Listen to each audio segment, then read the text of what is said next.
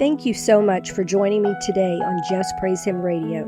I'm your host, Glenda Lomax, and my job is to inspire you to a closer walk with Christ. Now here's the show.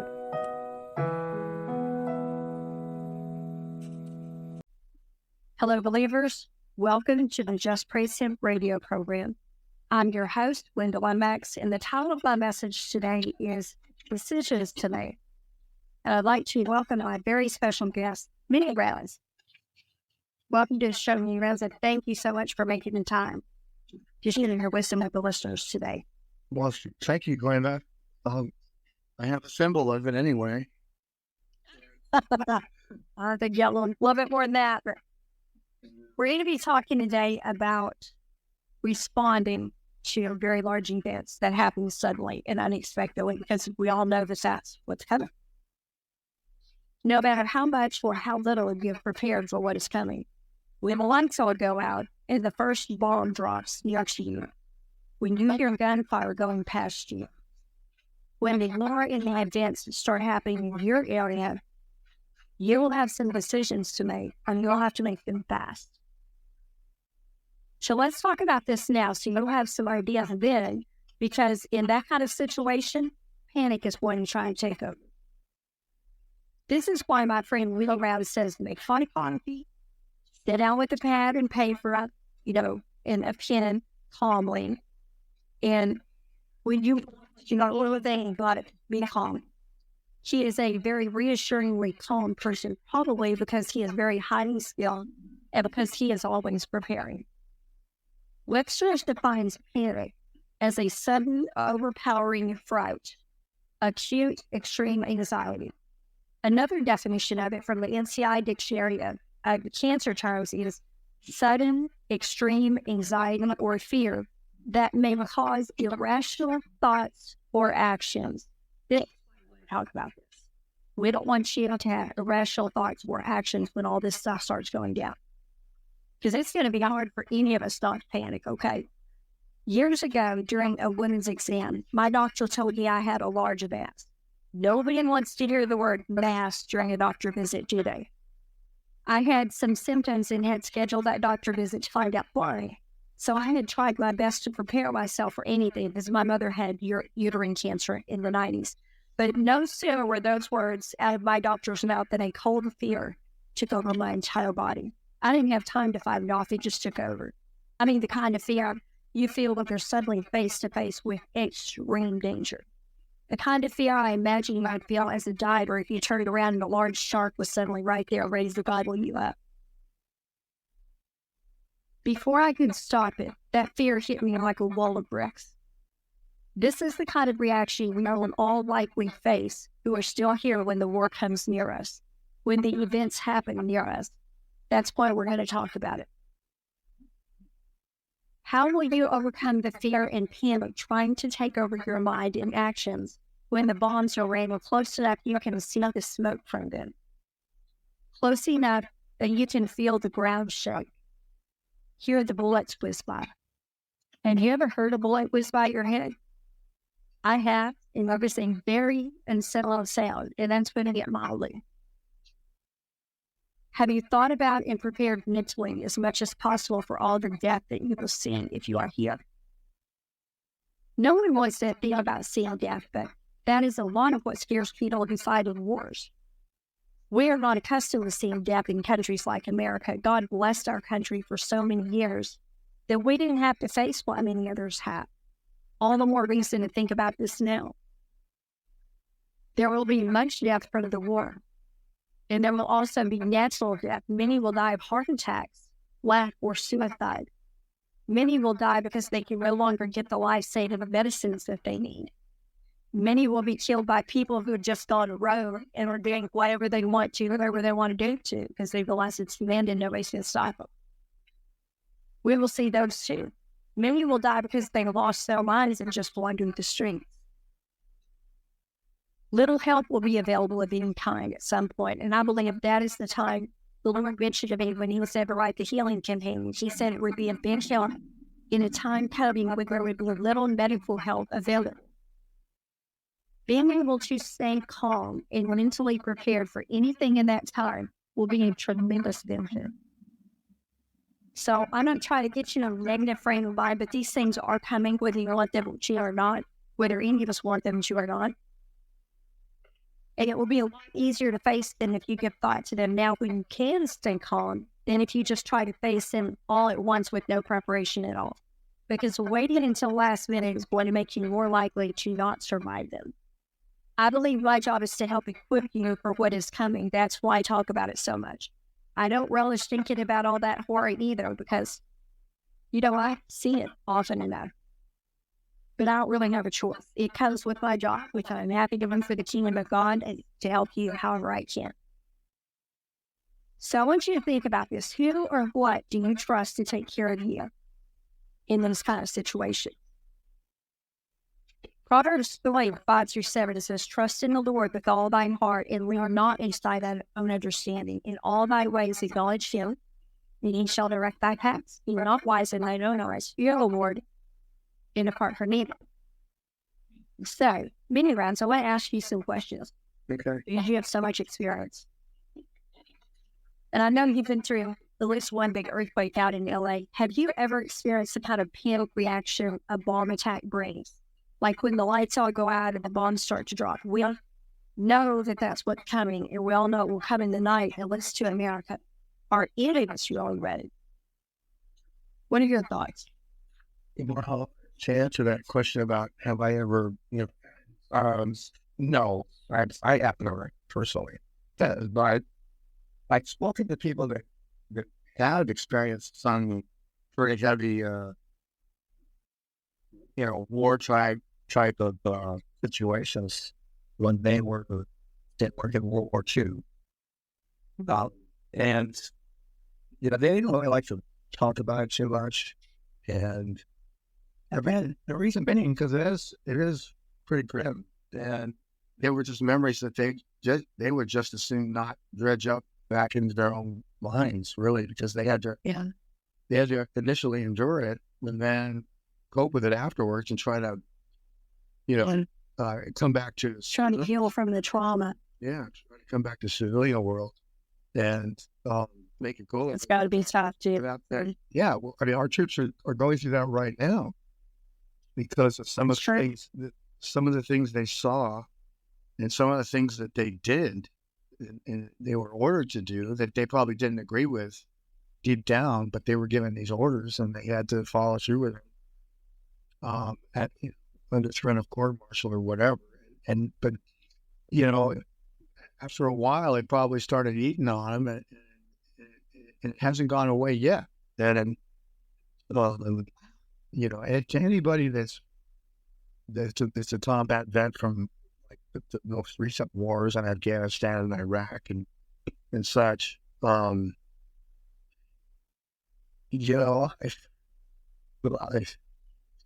only way that you can find the healing you need is through the Lord, and they'll pump you with drugs and they'll send you to psychiatric counseling and all this other garbage. But when it comes down to healing what's going on with your soul, the only way you're going to get that fixed is by the one who made your soul. And I don't know where all that came from just now, but it's just something I needed to hear. It's just it's just the truth, And but I've seen some things. I've experienced some pretty nasty stuff, but there's nothing to compare to what we're going to be experiencing and what we're going to be going through. And it's a dire thing, and the Lord in His mercy has been warning His people about this for years, and not a high percentage of those folks really want to hear it or listen about it. And it's we're like the watchman on the wall screaming out that there's a lion in the camp. We better do something about it, and nobody wants to hear about it. And this lion is going to eat them if they don't watch out for it or do something to prepare for it. So true. And I was thinking earlier that the fact that, you felt on your heart to do this podcast right now, is a telling thing, because to me, it hit me like, well, that means that something is probably right on deck about to really come down. And I've been, Yeah, that's a really good point. I hadn't even thought about that. and a lot of us have been feeling that, and in our dreams or in prayer, the Lord will drop and download something on you, and He'll just tell you straight up, and you'll wonder, what does that mean? You pray about it some more, and then clarification comes, later in some other way, maybe, but it's just, you just know, you just have a knowing. So, for folks, that maybe walking with the Lord, but not totally, committed, the only thing that's really going to help us get through this is our closeness to Him. And that's the bottom line. Repent and then just seek Him out as much as you can while you still have time. And read that word as much as you can while you still have time, because pretty soon they're gonna ban the Bible. They're gonna persecute us. Something's gonna happen over there in Israel. I don't exactly know what it is, but when it happens, the people over here in America are going to really hate this situation with Israel, and they're going to blame the Jews, and they're going to blame us. And we're going to be pariah. I know that in the end, we're going to be persecuted along with them. Yeah. It's going to be a lot like when the Holocaust happened. And they're going to come hunting for us. So, that's something to keep in mind, and that's something the Lord has warned us about too. And so you have to just kind of take that in and ask the Lord to help you, prepare your soul for that.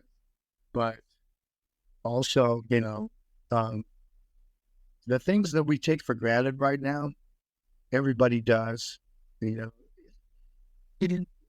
clean water. Yeah. Being able to take hot water, take a shower, your hygiene. Just there's simple little things you just don't think about every day. They're going to be taken from us. And they're going to be a lot more of a rare occasion for us to enjoy that blessing than it would have been, or it is right now. And that's something that we're going to all have to cope with too, is the hardship of it all, because it's going to be hard.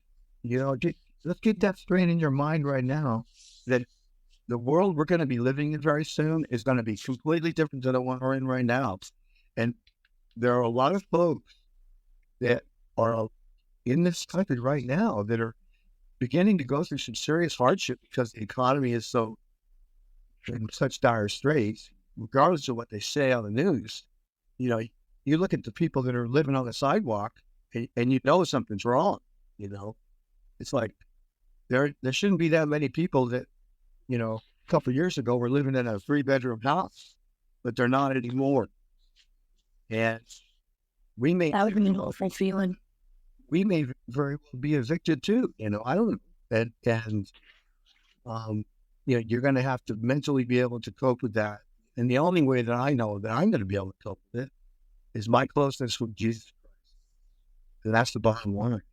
No matter what happens, I'm going to be relying heavily on that. Amen. Let me ask you something. I've known you since 2009 or 2010. You are the calmest, least fearful person that I've ever met. How do you personally fight fear when it comes at you? And how do you suggest that people fight that? Well, because I believe you've cornered the market on that. And given you've got a lot of skills that a lot of the rest of us don't have as far as sharpshooting and things like that, but I think it's more than that. Well, I pray a lot, and I ask God to give me strength, because I know even with all the stuff I know and all the training I've had, and however gifted the Lord has given me gifts, I realized, years ago, sitting out in the desert, looking at a campfire, that I did not have what it was going to take to survive all this. I just knew it. I knew I never would. And I knew that the only way I was going to get through any of it was it's only if God led me through the minefield of it all.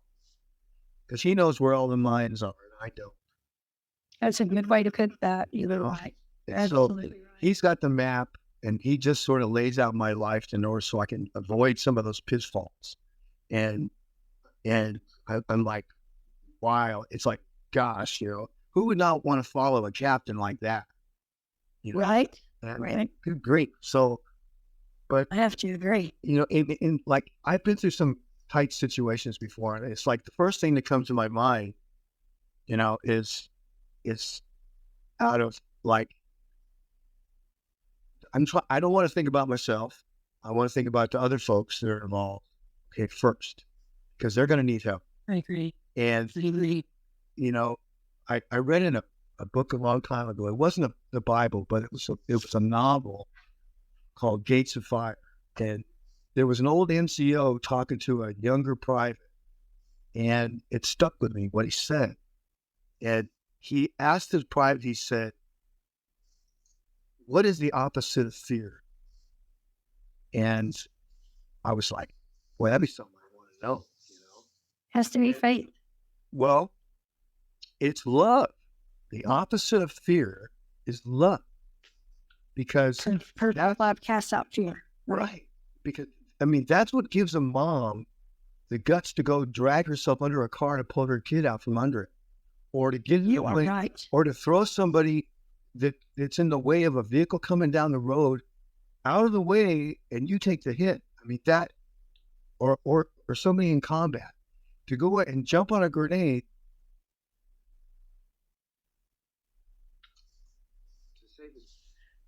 Well, the guy that was at the firefighter that jumped on his family to protect them. Right. And the bullets started flying.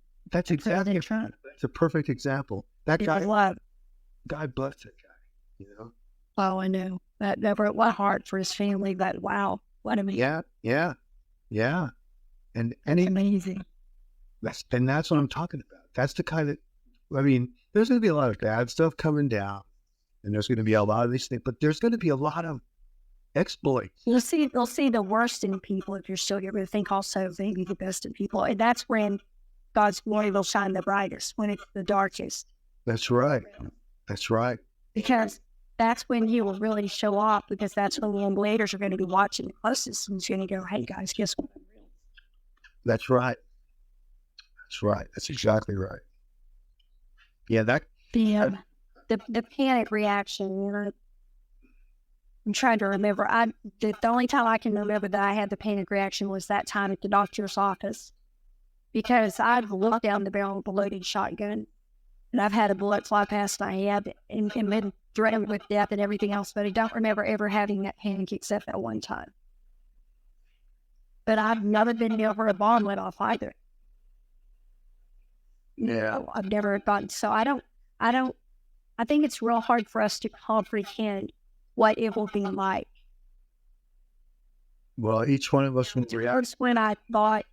Times when I thought something had happened to somebody I loved, I'll panic through that. I will panic over. And that you do panic, and it's immediate. Mm-hmm. So maybe it's similar to that. I don't know. I know you're retired from the military, and you're also in a major earthquake out in Los Angeles years ago. Have you ever been in a situation where you saw a lot of death, or have you talked to someone who has? I think that is one of the things that causes PTSD in veterans, and you could tell us if that's true or not. I never have personally seen much death. The only deaths I witnessed were people I loved, when they were at their bedside and they passed away. I was with my mom when she passed, and I was at my husband's bedside when he passed. But I've never witnessed death like on a massive scale. I would think the effect of that on somebody would be unimaginable. I don't even know how we should handle that. So I've seen a lot of it. I've seen some, and again, it's like this. It's you make a choice afterwards. How are you going to deal with that person? And you can either go down the dark road, or you can stay on the path to learn something from it, and to gain something from it. That there's a reason why it happened. You may not understand the why of it, or anything. But I know God enough to know I know that He's going to teach me something at the other end of it, you know. That's true. And I'm trusting Him on that. And so even though it may be such a terrible, treacherous thing that happens, my first instinct is going to be to run to Him and lay at His feet and go, please, God, help me understand. Help me cope with this, because otherwise it's going to kill me. You know, That is a very good point. I know. I agree with you so much on that. You know, and I know He's promised us so many promises. And one of those promises was He was always going to be with us, no matter what. No matter what, you know, right to the very end. I mean, there's been Christians in the past, and right this very moment probably, that are dying for their faith in Christ, and they're saying, "I will not deny you, Lord." You know, even if they sleep right now, I'm not going to deny it. And you know, as far as major, you know, one time I was in Germany. I was stationed there for a while, and I was training in the Black Forest, and we had liberty for a couple of days while we were over there. And one of the places, I was in a vehicle, I wasn't driving, but I was with some other folks, some of my own squad members, and platoon members, and there was about 5 of us, I guess. And we stopped off at Dachau, which was a concentration camp. Near Munich, I think. And, you know, I really didn't want to go, but I was with these guys, and they wanted to see it. You know? And I was like, okay. So I went in, I walked in with them, and I just sort of hung back. And they had like an administration building. Now, this was the original building that was there when all this was going on in World War II. And it was made out of wood, and it looked like a long barracks. And the floor was old, the walls were old. You know, the patina on everything was from that era. You know, this was I was there in like 1998, I think it was. Anyway, so you know, this is 50 years later. It was 40 years later, and I got the feel of the place right then, you know. And there was like a stairway that went down and outside towards the locations of the existing barracks that were there in World War II, but they're no longer there, and they were just the outside perimeter foundations were left, and they put these rocks, just round river rocks, like small, like about 2 inches in diameter, you know, these round rocks all throughout inside these foundations. So they were all leveled out with these rocks. And there was probably about 20 or 30 of these barracks, you know. And then on the other end, furthest away from the administration building, were the ovens. And I mean, and the guys wanted to go see these ovens, you know. They wanted to go see those? Yeah, they were, you know, I just was like, I'm not going. You guys go right ahead. I know what's inside those. Oh, that would be, you know, I don't need to go. Yeah, I mean, come on. I don't need to go see that. And so I waited out there on those rocks. I was sitting on the edge of a foundation of one of those barracks. And so I waited for those guys. And I was just looking around, you know, and I was looking around, and I could feel, it's like hallowed ground in a way. It's something happened there that should never have happened. And when it's like an Indian burial ground, it's like the Alamo was when I was to the Alamo. When you step inside, it's a lot smaller than I thought, but I stepped inside, and there was this sacredness there that I've never felt any place except in a church. Yeah. It was the most amazing things. I never felt that any place that I. No, but I could sense you know, I could sense the level of, it's hard to put a word on it, what it is, but it's like a grief and like the blood crying up from the ground. That's what it's like. Oh, it's like the blood wow. crying still to this day. It's like you can feel it. I mean, I knew the Lord, I knew the Lord then, and I was like, wow. I like, never even thought about it being, oh, that is amazing. and it just hit me just now. I mean, I didn't catch that until just now, but anyway, that's the sense I got, and it was like, it was very hollow to me.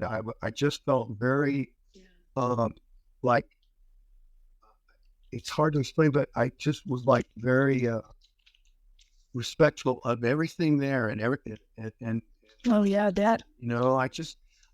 I picked up 3 of the pebbles, the rocks, okay, and I knew some Jewish people back home. Mm-hmm.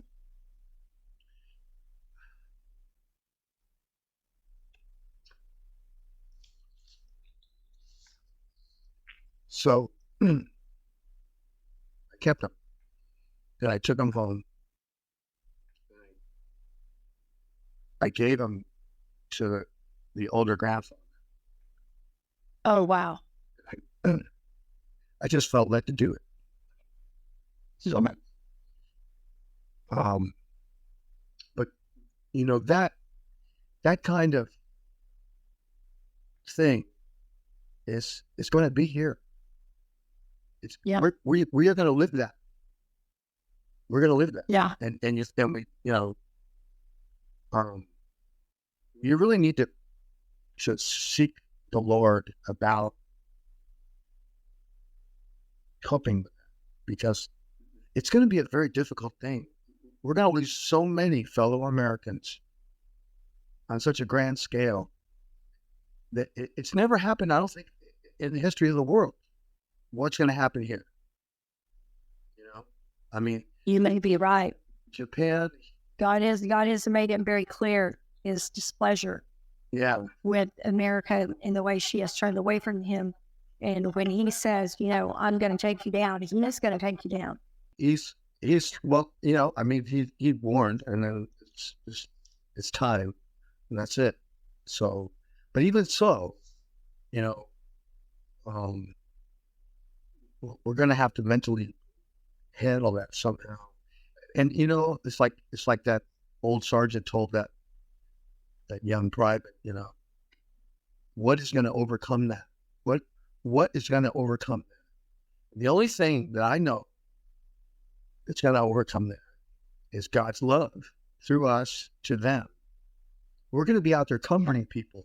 We're going to be out there helping people get bandits done. There's going to be a lot of blind people. There's going to be a lot of burned people. There's going to be a lot of injured little ones, young ones, kids. I mean, it's going to be the worst Holocaust that's ever occurred on Earth, outside the flood, maybe. And it's like we're going to have to rise to the occasion and do the best we can. And that's where, like, that initial, fear monkey that wants to jump on your back and tell you lies all day long, whisper in your ear, you're going to have to tell him to go pound sand, dude, because the Lord Jesus Christ told me, I work for him. Amen. Amen. I work for him. Well said. And he's got work for me to do, even in this environment, to the gates of hell. Well said. He's my gas tank. If he sends me there, then there I go. That's right. We serve at his pleasure, whether the devil likes it or not, and he never likes it. So no. And I mean, that's I thought about it. I thought, where else am I going to go? Who else am I going to follow? There has no. Where are we going to go, Lord? That's what Peter, was it Peter that said that? Where are we going to go? Yeah. You have the words of life. Yep.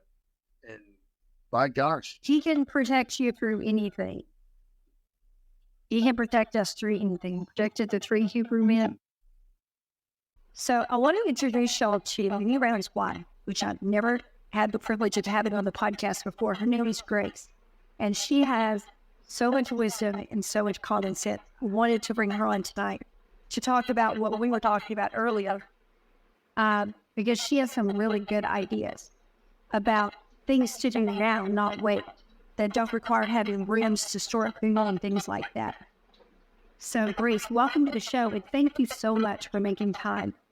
Jeez, because I know, having children to take care of and stuff, that's a hard thing to make time for anything. Oh, yeah. Not only make time to complete a thought, with the little ones. Absolutely. Yeah, well, thank you for having me on. But yeah, definitely hard to find a minute, but I'm glad to be on and talking about this because it's definitely important, something that people should know. I agree.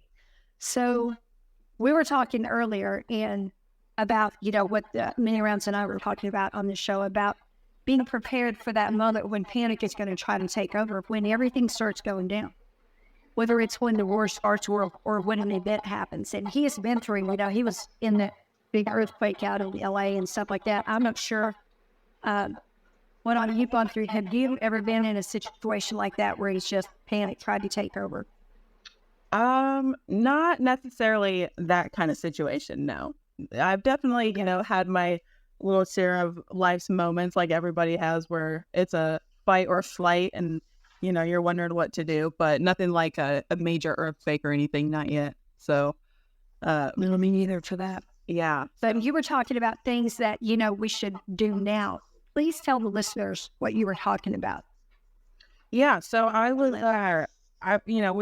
me and Glenda were talking earlier just about what we can do just to prepare. And I just was mentioning that, I think first of all, getting yourself organized, getting your house organized. Yes. I was telling her, with so many kids right now, it's chaos here and I got to get everything organized to where I know where everything is. Yeah. And the fact that probably or very possibly at the beginning of something like that, the power could go out. Yeah. So you can be in the dark. Absolutely. So, if power goes out, I know about see. I'm sorry, keep interrupting you. I don't know about other people, but it's hard enough for me to find my stuff with the lights on. How about y'all? Yeah, that's where we're at right now. So definitely need to figure out how to get everything organized. That's definitely a big thing with Manyrounds is that he wants to know where his flashlight is. So that's a thing to know too, is to make sure you get a flashlight, couple flashlights, make sure you know where they are, make sure you can find them in the dark. Mine's in the truck. That's not going to help. Yeah. Yeah, no, buying it on. I have all the time. One thing that really helped me was when I bought a little headgear light. It's on the elastic strap. You put it on your head because whatever direction you turn your head on, that's where your light shines. That would super helpful in the dark. Yes, that would be perfect. So batteries on top of that. So flashlight, make sure you got extra batteries. Which is, the flashlight is something that there's a lot of things I never thought about until I got with him. But the flashlight was really handy. More than one of the things. Yeah, a whole train. You could probably pass his whole course now at this point. Yeah. Yeah. And it definitely just things that, I think when you're first coming into this whole preparedness mindset, you're kind of like, really, you need that? But then you're like, wow, this is actually kind of nice that you have this. So, definitely, a flashlight was something that I use more every day. I said, "Can I see your flashlight?" So, definitely getting a flashlight, making sure you know where it's at. Just getting yourself organized so you know where things are. Thinking about it now because you're not going to be able to think then. And so have everything in a place where you know where it is. We were talking earlier about your first aid stuff. Go to Walmart, and if you don't, yes. Just get first aid. They they got different boxes to pick from. If you don't have a lot of extra money to spend on all the extras, just go get a basic box. If nothing else, at least you have something. And, keep one in your car. In your house, if you can afford multiple, then keep them in your house, in your car, Even gauze and medical tape and some Band-Aids and some ointment and something to sterilize with peroxide or alcohol is better than nothing. Absolutely. Something is always better than nothing. So whatever you have is going to be better than having nothing because you may be injured. Somebody in your family could be injured. You may come upon injured people that you want to help. Right. And I think that sometimes, like you were saying, something is better than nothing. I think a lot of times, You know, we look at so many other people that have so much and they're really prepared. They have all this stuff. And we just kind of think if I can't be at that point, then I might as well not even get anything. And it's just not true. Anything is better than nothing. So it will come in handy somehow. Just have whatever you can have. And everybody has usually at least a few things around the house that, will work for that. So maybe on your list, you want to put those together, in an area where you can find them. Like I used to have all my medical stuff in a, I had this duffel bag because I'm still traveling right now. I have this duffel bag and I have all my extra over-the-counter medicines and stuff like that because I don't take really much prescription medicine. I use over-the-counter stuff. But I have all my extra stuff for different kind of ailments. Like I have all my bandages and ointment in one big baggie and I have that marked for cuts and scrapes. And then I have another one that's for, sinus problems or headaches or whatever. And I have those. And I have them organized where I can grab what I need out of there. But if you have your things where you can find them and then put on your list where they are, that will help you in that time, especially since you will probably be groping in the dark or with flashlight. Absolutely. Because if the bombs start hitting close to your house and you got to get out, it's better to have stuff with you that, if you're going to be camping outside, whatever you have is going to help you better than nothing is going to help you. Exactly. I mean, you just never know what's going to happen. I mean, you could just trip and scrape yourself up. At least then you got your first aid kit. It might not even be related to the bomb, So, just you need that every day anyway. So exactly. So make a list of not only things that you're going to need in that time, but like you said, your medications, first aid, your glasses, whatever you're going to need, your flashlight, water. Have a list, and then have a list of things you are going to need to do.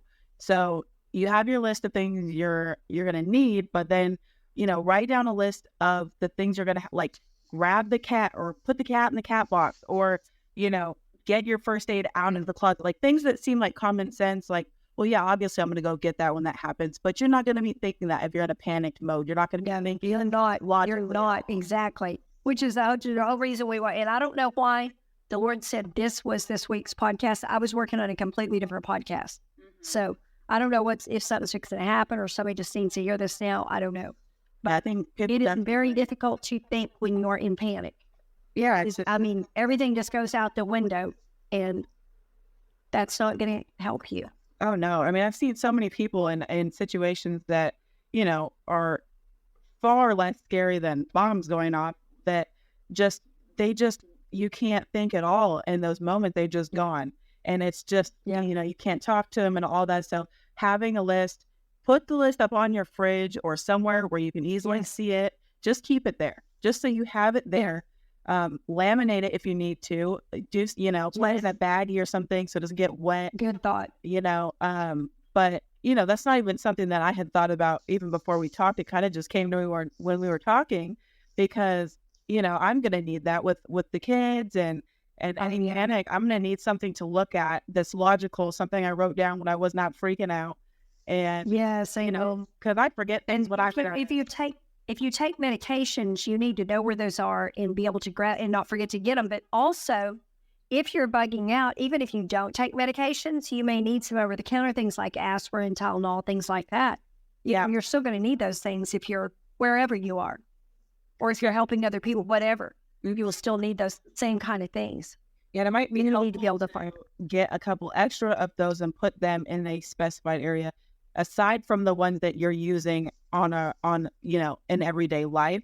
Because what if you've got a bottle you're using and it's half empty? You don't realize that till you need to go, and it's got like 3 left in it. So maybe keep a separate over-the-counter medications in like stocked up in a certain wherever you have your first aid stuff. So that you don't have to worry about that being out and being like, oh, shoot. So because you may or may not be able to get more under conditions like that. We don't know. Right. Yeah, and the other thing, speaking of getting more, you probably need to have some cash on hand. Oh, yeah, that's a good one. It varies. It varies, what people say, how much you should have on hand. I don't like to keep cash and all, so. That's a good point, though, because it won't work. If there's no electricity, debit cards and gas cards aren't going to work. Exactly, yeah. I mean, and if you're needing to buy from just person to person, you're not going to have, your card and all that kind of stuff. I mean, yeah, that's a good point because, I remember one point just years ago where I was like, oh, I don't understand how people never have cash on them. And I find myself all the time now not having catch on. Just be careful the things you say. I tell you, the Lord comes back and he's like, really? He's just going to show you what it's like. Exactly. He does. He's like, yeah, you remember when you said that? That is funny. Definitely. Reading glasses for people our age, not your age because you're young, but my age, reading glasses. Yes. Paper maps of any place that you might need to go. Yeah, paper maps. And a lot of people don't have paper maps because they rely on GPS. Well, GPS, I don't think will be working necessarily when all this goes down. Well, that would have I keep paper maps as a backup just because I'm paranoid about that. But it's such a wise idea though, because I mean, Manyrounds goes and get maps, whenever he can, whether it's from Walmart or you were saying like travel centers and things like that. Travel centers in every state usually give them away free. And if you're going to visit a certain big city, most of the time you can request a street map for free of that city. So you can get a lot of those resources free and you can get them ahead of time if you go and request them now. Yeah, because I mean, if you try to go get them then, I guarantee they're not going to be there. So and that's not going to happen. That's not going to happen. But AAA has a lot too. Yeah, phone numbers and addresses. I don't know if the phones will be working, but addresses, like if you're going to try to make it to somewhere where your family is or something. Yes. We don't, if we have that in our GPS or in our phone, we don't necessarily memorize the addresses, do we? No. Maybe you know the way there and maybe you don't, but that would be a good thing to have because you don't want to find out you need it when you can't get it. Oh, yeah, that would be perfect because, I mean, and, if power is out, your phone's going to die at some point and you're not going to have that phone number or that address exactly. So you're not going to be able to get it. A power bank from Amazon or Walmart is a battery that you can plug your phone into numerous times and charge it up. I bought one about 5 years ago when I lived in Arkansas. It's still at 100% charge. It don't lose its charge. It's an amazing thing. It's about the size of a cell phone. It's called a power bank. You can plug other things into it too. It's primarily made to, keep your phone charged if you're hiking or something, but that's a good thing to have. I have one just because I live so many places that have storms that make the power go out. Yeah, no, that's a great idea. Great idea. I actually should go get one of those. I think I have used somebody's before. And I remember thinking, what a great idea that was. So definitely something to charge your phone that does not require you to plug it into the wall. Yeah. It's hard for us to imagine being without power. I guess you could, was it Manyrounds that said one time, turn up the lights and sit there for 20 minutes, keep no power on, and just, you'll think of a whole lot of things. Oh, yeah. Yeah. I mean, really? I think because Sam said that years ago. Yeah, I thought, that's so smart. I really don't, because if you're in a storm and your lights go out for 13 hours, like mine did one time in Princeton, you think of a lot of stuff. The first one I was thinking about was coffee because I just got out of bed and I could not make any coffee and I was not happy. And it's not worse. Summer in the South, y'all, we can put a mason jar full of water outside and we can make coffee without any power. But most places we can't do that. We can get that water hot now. Yeah. Yeah, and Manyrounds has a propane stove burner, so it's like 2-burner little stove, and he uses that. Those are sure the power goes out or anything like that to make the coffee and whatever else we need to make. So those are nice to have. Yeah, those are very nice to have. I had one at one time now. Yeah, I mean, where we're at now is all the appliances are electric, so we're working on trying to get alternate methods there because we are used to where we were used to having a gas stove and gas dryer and all that kind of stuff. And then it's weird being in a place where when the power goes out you can't everything stops. Yeah. So we're looking into getting we have a wood stove, so he's gonna hook that up and then just work on different things like that because you just don't. And it's just so funny how different life is now as opposed to, I don't know, 100 years ago, I mean, it's just incredible how far everything's come. But at the same time, and now we've lost touch with how to function without, power. That is so true. We're so used to all having all these conveniences. So then when they're gone, then what? I mean, that just kills me about a lot of people is because people rely, I rely on it heavily, but I'm not, I'm not ignorant to what's going to happen once that goes out, that it's not going to be there all the time. And, Yeah. I think, You know how to do it other ways, because I've seen you do things and you know how to do a lot of things, but not everybody does. right, right. And I mean, I think a lot of people just don't think about it too. They just have not had that happen. Maybe people watching, I'm sure there's a couple people that come on and are not quite there believing that this is all going to come down. But, even if they don't believe this is going to happen this way, the power is not always on. You've seen a storm come on. It takes 2 seconds for that to be gone. So, yeah, that is the truth. And you know what? Us not wanting it to happen is not going to stop it from coming, because God has ordained it. Exactly. He's ordained it. Yeah. And I wish, along with everybody else, this was not, our reality, but it is our reality. So all we can do is just do the best we can with it. And it really doesn't hurt to just to educate yourself on how to care for yourself and prepare in case that does. It's not going to hurt you to do that. Yes. If nothing else, Amen. A lot of new methods. That's the thing, is it doesn't sting. You'll be smarter for it. You'll know how to take care. You'll feel a lot more confident if you know that That's you can do a couple things. You'll feel more confident just having a couple candles in your house in case the lights go off. Yeah. So, yeah, you don't necessarily have to learn to make them, but if you have a few red, it will sure help you when a storm hits. I've had to drag all the candles out many times. Exactly. So, it's really important to learn how to do those. And like you said, paper maps, things like that, back to the way things used to be. There's a reason why people thrived in their own way back when things were that way. They didn't need electricity, and we can do the same thing, and we don't need to be 100% self-sufficient homesteaders, train with our neighbors To wear a raccoon hat or anything like that, but we just help. But we can get by. Yeah, we can get by. There's going to be a lot of people that are not going to know how to get by, but we can do a few basic things that will make that time at least a little less scary. Right. If we've thought ahead of time, okay, if you bug out, don't forget to take these things. Or I don't know, when something like that comes, how many people can or will stay in their homes where they live. I don't really know. I've never been through a war or anything like that, so I don't know.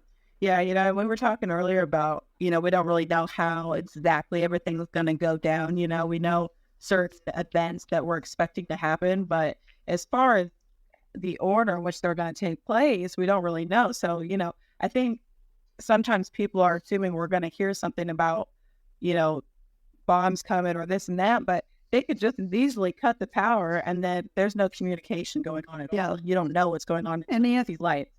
And the other thing is, the Lord has told us this war will come without warning or announcement. It will just happen. Yeah. And he said that it would, basically what he's told us is we'll basically go to bed one night, it'll happen. We're going to think it's like tonight, like any other night, we're just going to get ready and go to bed and think everything's going to be normal tomorrow. And whatever day that next day is, we're going to wake up and it's going to be anything but. Right. And so that's what I think we need to be all thinking about. I mean, I need to go and write a list now and do what I just said. You ever I know talk about something and the Lord's just telling you as you're talking and you're like, that's a good point. That's a good point. I know it's quite a list about what I need to do. But yeah, this is the time to think about it when you're in a calm state and you can think logically and, think about what are you going to do if the first thing that happens is, like you said, you go to sleep, you wake up in the morning, you have no power, you don't know what's going on, you're not hearing anything about what's going on. Then you start hearing booms everywhere, or your neighbors are out in the street and they're confused. You're all confused. Write down what you know now you need to do in that instance, so make sure, like you said, phone numbers, addresses, whatever you even might will put it in just a little spiral notebook or something. Maybe put have a backpack, stick a backpack with it, because you may have to bug out. Right. Yeah, you may live in an apartment building and it may get hit. We don't know what's coming. Maybe it'll be different for each person, but yeah, and maybe like you said with pets too, maybe stock up pet food. Yeah. Not stocked up so much as keep some in a baggie somewhere. And have some. Yeah, have some kibble in a baggie or something so your pets don't starve. I carry a pet safe first aid kit in my truck because my pets always travel when I travel. They come with me. That's definitely something that I think can be easy. It's a just in case thing that when you need one, you're not gonna be able to just run over and get one from the convenience store. So Right. Yeah, that's going to be chaos in the stores. You're not going to want to go into. Yeah. So if you can just have something to get you by in the car until you can figure out what's going on, at least you're. I imagine a lot of the store owners will want to be out with their families and they'll just shut down. Right. I mean, so yeah, I mean, just you don't want your cat eating your car seats, so just put something in there, and because these are just things you're not going to think about when that happens. Leashes and collars and stuff like that. Yeah. You can, when you buy the new one, put the old one in there or do something, but have something. Exactly. Yeah. So, yeah, that's my 2 cents on that. Well, that's very good advice. Thank you so much for taking the time, because I know you don't have a lot of time. I've known you for, 2 years now? A couple of years? 3 years? Goodness, I think it's been about 3 years. Since 2021. About 3 years since 2021, so. Goes fast. You have a lot of wisdom and a lot of common sense. Oh, I pray to the Lord for it every day. I'm like, please, tell me what to do. Sound like that. So, but I'm glad. Thank you for having me on, and I hope this helps somebody out there. It will. It will help a lot of people. Thank you. Well, that's all I have for y'all this week. Thanks for listening. Jesus bless you. Y'all have a great week. Thank you so much for tuning in today to Just Praise Him Radio, sponsored by the friends and supporters of JPH. You can contact me by mail at my new address, Glenda Lomax, JPH Inc., P.O. Box 854, Altus, that's Altus, Oklahoma 73522, or by email at jphtoday@gmail.com. Don't forget to visit the website for prophetic updates at wingsofprophecy.blogspot.com. JPH is not affiliated with any nonprofit organization, church, or denomination.